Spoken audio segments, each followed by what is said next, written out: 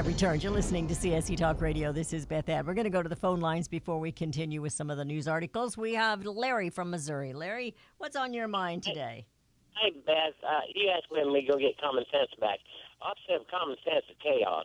When people turn back to God, Jesus is God. If they don't turn back to God and put Him first, then government. You're right. This ain't going to get no common sense in here.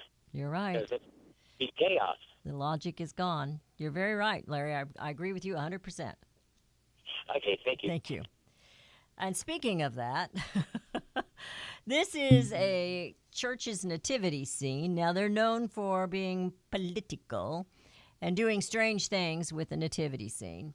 But this year, to make an emphasis against the president, they have put baby Jesus in a cage to symbolize what happened to the children that were coming across the border that were put in the cages. By the way, I'm not a proponent of that. I don't like that. But at the same time, it was actually for their protection.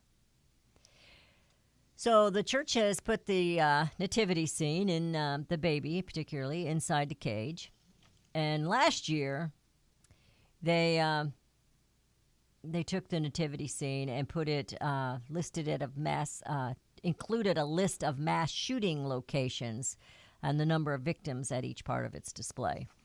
So they're always trying to make a point, and somehow they miss the real message of the Christ child. They just miss it.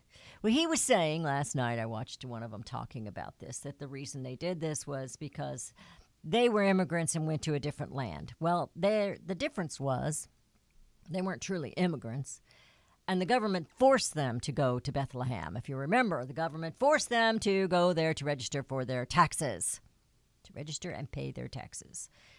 So it was totally a different thing. They weren't willing participants necessarily. They just had to do it. Now I have a Lutheran pastor. Now, we have Lutheran churches around here. I've got a Lutheran pastor that lives right behind me, and I just think the world of this man. He is basically a genius. He truly is. We've had him on the air before, Pastor Pete. And but this woman, I'm going to have to show this to him. This woman is a pastor in the evangelical Lutheran church, and maybe that's a little different. And I don't know how many of you know what a purity ring is. A purity ring is when a woman puts, and usually her daddy gives it to her, gives her a ring when she's 16 or so, when she starts dating, and they talk to her about life. And they give her the purity ring, and she wears it on her left hand as where a wedding ring would go, to sign that she will wait until marriage before giving herself to a man. And this feminist pastor of the Evangelical Lutheran Church, she has requested people to turn in their purity rings, and she's melting them down and sculpting them into a part of the female anatomy, which I will not mention. So, how is this any different than when the Israelites decided, oh man, we've left Egypt, that's not good. What are we going to do now? And so they force, while Moses is up on the mountaintop, they force Aaron to melt down all the jewelry that they took from Egypt and melt it all down and make a golden calf, and they worship the golden calf. This feminist, she's not there in that church to bring anybody to God. She's worshiping the female body. She says, that's my part, that's a part of my body, and I'll decide what I'm going to do with it.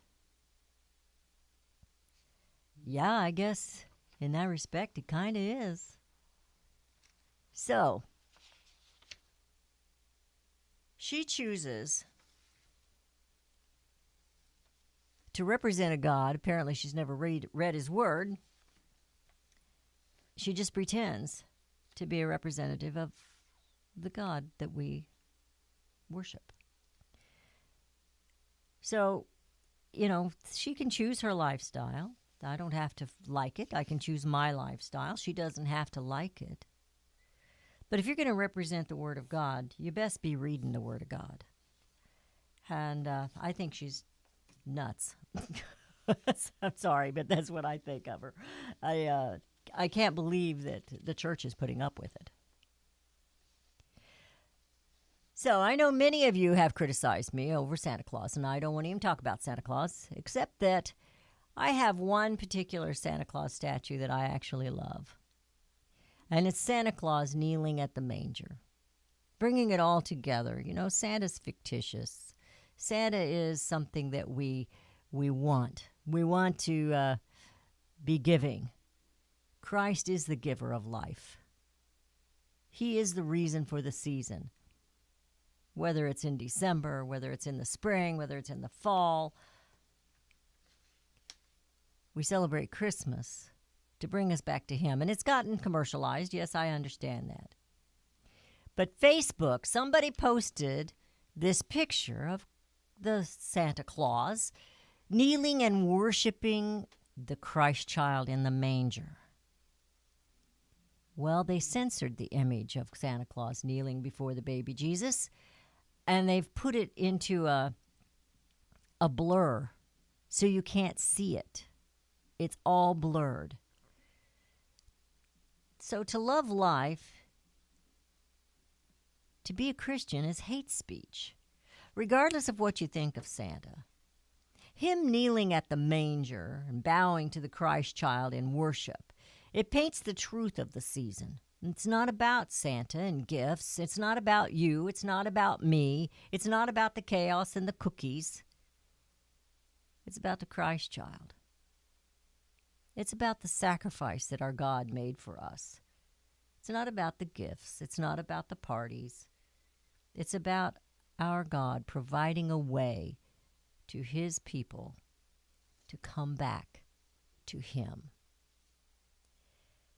And I'm running out of time. I have tons of articles here, but I have an article here that somebody sent to me. This woman, Camille Paglia, I'm not sure how you pronounce her name. She is a Democrat. And we'll have to share this another day because we're running out of time. But I really liked what she says. She's an intellectual. She's an atheist. But she's talking about the Democrat Party and all that they've done and what they have to offer. And she's hitting it right. But she's a socialist. So she's got it right, but she's not doing it right. She can't seem to put it together and understand what a free republic, a constitutional republic truly is. We the people. They still want big government. And I don't get that. I hear the music. We're out of time. I want to remind you, tomorrow is going to not be a Free-for-All Friday. I'm going to have Patrick Michaels on from the Cato Institute. And he's done a lot of deep studying about climate change. So we're going to have a show tomorrow on climate change. No phone calls. Please just listen. And then on Monday, we're opening up the phone line. So you listen tomorrow and you write down all the questions you want to ask or comments you want to say, and we'll bring you in on Monday. And then I also want to remember that I have a podcast, and you can go to my website and you can listen to the show live or any other time and help to bring America home.